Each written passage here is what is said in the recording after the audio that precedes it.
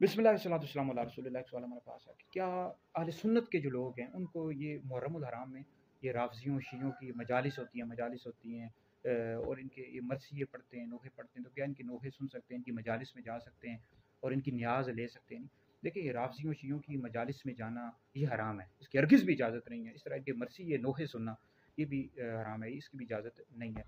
और आला हज़रत इमाम अहले सुन्नत इमाम अहमद रज़ा खान फ़ाज़िल बरेलवी रहमतुल्लाह अलैह ने फ़तावा रज़विया नंबर 23 में लिखा है कि इनकी मजालिस में जाना, इस तरह इनके मरसिये सुनना ये हराम है। इस तरह इनकी न्याज़ भी ना ली जाए। आला हज़रत से भी मना किया और फरमाया कि इस तरह ये मुहर्रम के जो पहले 10 दिन होते हैं, इसमें काले कपड़े भी नहीं पहन सकते, ये मातम के तौर पर ये पहनते, राफ़ज़ियों का शियार है।